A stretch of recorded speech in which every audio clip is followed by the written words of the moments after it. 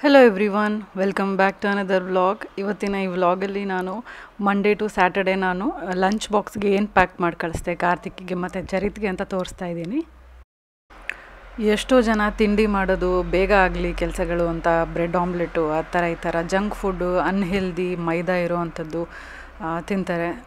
ಅದ್ರ ಬದಲು ಈ ರೀತಿ ಹೆಲ್ದಿಯಾಗಿ ಏನೇನು ಆಪ್ಷನ್ಸ್ ಮಾಡ್ಕೊಂಡು ತಿನ್ಬೋದು ಅಂತ ಐಡಿಯಾ ಸಿಗಲಿ ಅಂತ ನಾನು ತೋರಿಸ್ತಾ ಇರೋದು. ಇದರಲ್ಲಿ ಯಾವುದೇ ರೀತಿಯಾದ ರೆಸಿಪೀಸ್ ಇಲ್ಲ, ಜಸ್ಟ್ ನಾನು ಏನೇನು ಮಾಡಿದ್ದೆ ಅಂತ ತೋರಿಸ್ತಿದ್ದೀನಿ. ಇದರಲ್ಲೂ ಕೆಲವು ರೆಸಿಪೀಸ್ ನಾನು ಆಲ್ರೆಡಿ ಶೇರ್ ಮಾಡಿದ್ದೀನಿ, ಅದರ ಲಿಂಕ್ಸ್ನ ನಾನು ಡಿಸ್ಕ್ರಿಪ್ಷನ್ ಬಾಕ್ಸಲ್ಲಿ ಹಾಕಿರ್ತೀನಿ.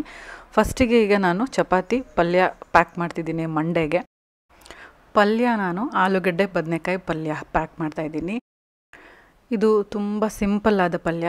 ಜಸ್ಟ್ ಒಗ್ಗರಣೆ ಹಾಕಿಬಿಟ್ಟು ಈರುಳ್ಳಿ ಟೊಮೆಟೊ ಚೆನ್ನಾಗಿ ಬಾಡಿಸಿದಾದ್ಮೇಲೆ ಆಲೂಗಡ್ಡೆ ಬದನೆಕಾಯಿ ಎಲ್ಲ ಹಾಕ್ಬಿಟ್ಟು, ಬೇಕಂದರೆ ನಿಮ್ಮ ಆಲೂಗಡ್ಡೆ ಬೇಗ ಸಾಫ್ಟ್ ಆಗೋಲ್ಲ ಅಂತಂದರೆ ಬಾಯ್ಲ್ ಮಾಡಿ ಕೂಡ ಹಾಕ್ಬೋದು. ಎಣ್ಣೆಯಲ್ಲೇ ಫ್ರೈ ಮಾಡಿದ್ರೂ ಕೂಡ ಫ್ರೈ ಆಗೋಗುತ್ತೆ. ಅದಾದಮೇಲೆ ಸ್ವಲ್ಪ ಧನಿಯಾ ಪುಡಿ, ಅರಿಶಿನ ಪುಡಿ, ಉಪ್ಪು, ಖಾರದ ಪುಡಿ ಹಾಕಿ ಶೇಂಗಾ ಬೀಜನ ರೋಸ್ಟ್ ಮಾಡಿ ಪೌಡರ್ ಮಾಡಿ ಹಾಕಿ ಒಂದು ಲೋಟ ನೀರು ಹಾಕಿ ಮುಚ್ಚಿಟ್ಬಿಟ್ರೆ ಸಾಕು. ಎಲ್ಲ ಬೆಂದು ಎಣ್ಣೆ ಬಿಟ್ಕೊಳ್ಳೋವರೆಗೂ ಕುಕ್ ಮಾಡಿದ್ರೆ ಈ ಆಲೂಗಡ್ಡೆ ಬದನೆಕಾಯಿ ಪಲ್ಯ ಡೆಲಿಷಿಯಸ್ ಆ್ಯಂಡ್ ಹೆಲ್ದಿ ಪಲ್ಯ ರೆಡಿಯಾಗೋಗುತ್ತೆ. ಪೀನಟ್ ಪೌಡರ್ ಹಾಕಿರೋದ್ರಿಂದ ಇದು ಪ್ರೋಟೀನ್ ಕೂಡ ರಿಚ್ ಆಗಿರುತ್ತೆ. ಮಕ್ಳಿಗೂ ಕೂಡ, ಬೆಳೆಯೋ ಮಕ್ಳಿಗೂ ಕೂಡ ತುಂಬ ಒಳ್ಳೆಯದು. ಸೊ ಚರಿತ್ಗೂ ಕೂಡ ನಾನು ಅದೇ ರೀತಿ ಚಪಾತಿ ಮತ್ತು ಪಲ್ಯ ಪ್ಯಾಕ್ ಮಾಡ್ತಾಯಿದ್ದೀನಿ. ನಾವು ರೈಸ್ ಮತ್ತು ಸಾಂಬಾರು ಮಾಡೋದು ಸ್ವಲ್ಪ ರೇರೆ. ವಾರದಲ್ಲಿ ಒಂದು ಸಲ ಇಲ್ಲ 2 ಸಲ. ಬೇರೆ ದಿನ ಎಲ್ಲ ರೊಟ್ಟಿ, ಚಪಾತಿ, ಮುದ್ದೆ, ರಾಗಿ ರೊಟ್ಟಿ ಈ ರೀತಿ ಮಾಡೋದು. ಟ್ಯೂಸ್ಡೇಗೆ ನಾನು ಏನು ಪ್ಯಾಕ್ ಮಾಡ್ತಾಯಿದ್ದೀನಿ ಅಂತಂದರೆ ಫಸ್ಟಿಗೆ ಚಟ್ನಿ ಪುಡಿ ಹಾಕ್ತಾಯಿದ್ದೀನಿ. ಯಾಕೆಂದರೆ ಈ ರೀತಿ ಡ್ರೈ ಪಲ್ಯ ಮಾಡಿದಾಗ ಯಾವಾಗಲೂ ನಮ್ಮ ಮನೇಲಿ ಚಟ್ನಿ ಪುಡಿ ಇದ್ದರೆ ಚೆನ್ನಾಗಿರುತ್ತೆ ಅಂತ ನೆಂಚ್ಕೊಂಡು ತಿಂತೀವಿ. ಅದು ಶೇಂಗಾ ಬೀಜದ ಚಟ್ನಿ ಪುಡಿ. ಪಲ್ಯಕ್ಕೆ ಹೆಸರು ಕಾಳು ಮತ್ತು ಸಬ್ಬಸಿಗೆ ಸೊಪ್ಪು 2 ಮಿಕ್ಸ್ ಮಾಡಿರೋಂಥ ಪಲ್ಯ. ಇದಕ್ಕೆ ಯಾವುದೇ ರೀತಿಯಾದ ಮಸಾಲೆ ಹೋಗಲ್ಲ, ಟೊಮೆಟೊ ಹೋಗಲ್ಲ. ಜಸ್ಟ್ ಸಾಸಿವೆ, ಜೀರಿಗೆ, ಬೆಳ್ಳುಳ್ಳಿ, ಹಸಿಮೆಣಸಿನ್ಕಾಯಿ, ಕೊತ್ತಂಬರಿ ಸೊಪ್ಪು ಇದಿಷ್ಟೇ ಹಾಕಿ ಮಾಡಿರೋದು. ಕಾಳು ಚೆನ್ನಾಗಿ 1 ಕಪ್ ನೀರು ಹಾಕಿ ಮುಚ್ಚಿಟ್ಬಿಟ್ರೆ ಕಾಳು ಸೊಪ್ಪು ಎಲ್ಲ ಬೆಂದು ಡ್ರೈ ಪಲ್ಯ ಥರ ಆಗುತ್ತೆ. ಇದಕ್ಕೆ ಜೋಳದ ರೊಟ್ಟಿ ಕಾಂಬಿನೇಷನ್ನು ತುಂಬ ಚೆನ್ನಾಗಿರುತ್ತೆ.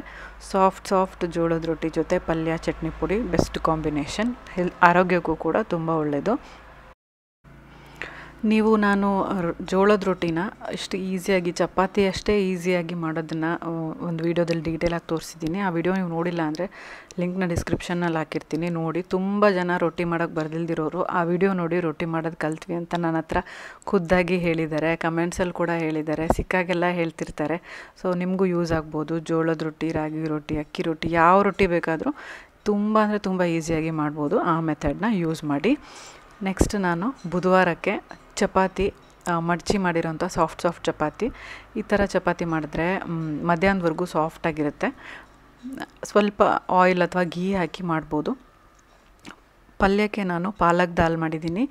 ಪಾಲಕ್ ದಾಲ್ಗೆ ಯಾವುದೇ ರೀತಿಯಾದ ಮಸಾಲೆ ಹೋಗಲ್ಲ. ಲಾಸ್ಟ್ ಪಲ್ಯಕ್ಕೆ ನಾನು ಏನೇನು ಹೇಳಿದ್ನೋ ಅದಷ್ಟೇ ಮಸಾಲ. ಅದಕ್ಕೆ ಜಸ್ಟ್ ಟೊಮೆಟೊ ಒಂದು ಎಕ್ಸ್ಟ್ರಾ ಮತ್ತು ಸ್ವಲ್ಪ ಇದು ಗ್ರೇವಿ ಥರ ಇರುತ್ತೆ. ಯಾಕಂದರೆ ಇದರಲ್ಲಿ ಬೇಳೆ ಹಾಕಿರ್ತೀವಲ್ಲ, ಆ ಬೇಳೆ ಒಂಥರ ಒಳ್ಳೆ ಥಿಕ್ ಗ್ರೇವಿ ಕನ್ಸಿಸ್ಟೆನ್ಸಿ ಕೊಡುತ್ತೆ. ಗೀ ರೈಸ್, ಜೀರಾ ರೈಸ್, ಚಪಾತಿ ಇದೆಲ್ಲದಕ್ಕೂ ತುಂಬ ಚೆನ್ನಾಗಿರುತ್ತೆ ಕಾಂಬಿನೇಷನ್ನು. ಚರಿತ್ಗೂ ಕೂಡ ನಾನು ಅದನ್ನೇ ಪ್ಯಾಕ್ ಮಾಡಿ ಕಳಿಸ್ತಾ ಇದ್ದೀನಿ ಇವತ್ತು. ಈ ವಿಡಿಯೋ ಪೂರ್ತಿ ನೋಡಿ, ಕೊನೆಯಲ್ಲಿ ನಿಮಗೆ ಯಾವ ದಿನದ ತಿಂಡಿ ಐಟಮ್ ಇಷ್ಟ ಆಯಿತು ಅಂತ ನನಗೆ ಕಮೆಂಟ್ಸಲ್ಲಿ ತಿಳಿಸಿ. ನೀವು ಯೂಶ್ವಲಿ ತಿಂಡಿಗೆ ಏನೇನು ಮಾಡ್ತೀರಾ ಅಂತ ಕೂಡ ಹೇಳಿ, ನನಗೂ ಕೂಡ ಗೊತ್ತಾಗುತ್ತೆ, ಇಂಟ್ರೆಸ್ಟಿಂಗ್ ಆಗಿರುತ್ತೆ ಕೇಳೋಕ್ಕೆ. ಹಾಗೆ ಈಗ ನಾನು ನೆಕ್ಸ್ಟು ಗುರುವಾರದ ತೋರಿಸ್ತಾ ಇದ್ದೀನಿ ಲಂಚ್ ಬಾಕ್ಸು. ಇವತ್ತು ಬೆಂಡೆಕಾಯಿ ಪಲ್ಯ ಮತ್ತು ಚಪಾತಿ. ಈ ಬೆಂಡೆಕಾಯಿ ಪಲ್ಯ ಏನಿದೆ ಇದಕ್ಕೆ ಈರುಳ್ಳಿ, ಟೊಮೆಟೊ, ಬೆಳ್ಳುಳ್ಳಿ, ಹಸಿಮೆಣಸಿನ್ಕಾಯಿ ಇದನ್ನಷ್ಟೇ ಹಾಕಿ ಮಾಡಿರೋದು. ಯಾವುದೇ ರೀತಿಯಾದ ಮಸಾಲೆ ಬೇಡ.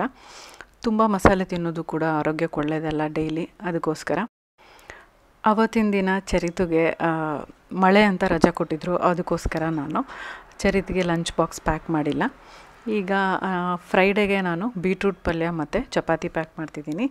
ಬೀಟ್ರೂಟ್ ಪಲ್ಯ ಕೂಡ ತುಂಬ ಸಿಂಪಲ್ಲು. ಗಾರ್ಲಿಕ್ ಜಾಸ್ತಿ ಹಾಕಿದ್ರೆ ಟೇಸ್ಟ್ ಚೆನ್ನಾಗಿರುತ್ತೆ. ಸ್ವೀಟ್ನೆಸ್ ತುಂಬ ಜಾಸ್ತಿ ಅನಿಸಿದ್ರೆ ನಿಮಗೆ 1 ಮೆಣಸಿನ್ಕಾಯಿ ಎಕ್ಸ್ಟ್ರಾ ಹಾಕ್ಬೋದು.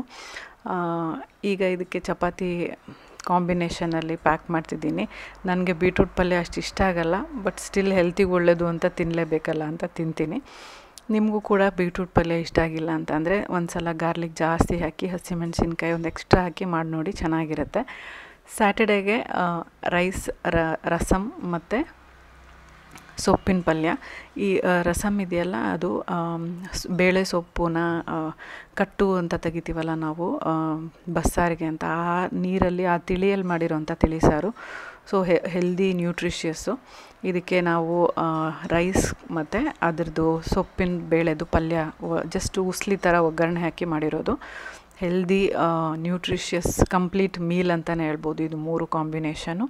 ಸೊ ಇದಿಷ್ಟು ನಾನು ಈ ವಾರ ಮಾಡಿದ್ದಂಥ ಐಟಮ್ಸು, ಲಂಚ್ ಬಾಕ್ಸಿಗೆ ಪ್ಯಾಕ್ ಮಾಡಿದ್ದಂಥ ಐಟಮ್ಸು. ನಿಮಗೆ ಒಂದೊಳ್ಳೆ ಐಡಿಯಾ ಸಿಕ್ಕಿದೆ ಅಂದ್ಕೊಂಡಿದ್ದೀನಿ ಯಾವ್ಯಾವ ರೀತಿಯಲ್ಲಿ ಮಾಡಿ ಪ್ಯಾಕ್ ಮಾಡ್ಬೋದು ಅಂತ. ಸೊ ಇಷ್ಟ ಆಗಿದೆ ಅಂದ್ಕೊಂಡಿದ್ದೀನಿ. ಇಷ್ಟ ಆಗಿದ್ರೆ ಲೈಕ್ ಮಾಡಿ, ಫ್ರೆಂಡ್ಸ್ ಆ್ಯಂಡ್ ಫ್ಯಾಮಿಲಿ ಜೊತೆ ಕೂಡ ಶೇರ್ ಮಾಡಿ. ನೀವು ನಮ್ಮ ಚಾನಲ್ನ ಸಬ್ಸ್ಕ್ರೈಬ್ ಮಾಡದೆ ನೋಡ್ತಾ ಇದ್ದರೆ ಸಬ್ಸ್ಕ್ರೈಬ್ ಮಾಡಿ, ಪಕ್ಕದಲ್ಲಿರೋ ಬೆಲ್ ಐಕನ್ನ ಕ್ಲಿಕ್ ಮಾಡೋದ್ರಿಂದ ನನ್ನ ಎಲ್ಲ ವಿಡಿಯೋ ನೋಟಿಫಿಕೇಷನ್ ನಿಮ್ಮ ಮೊಬೈಲ್ಗೆ ತಕ್ಷಣ ಸಿಗುತ್ತೆ ಅಂತ ಹೇಳ್ತಾ ಈ ವ್ಲಾಗ್ನ ನಾನು ಇಲ್ಲಿಗೆ ಮುಗಿಸ್ತಾ ಇದ್ದೀನಿ. See you all in my next vlog. Till then take care, bye.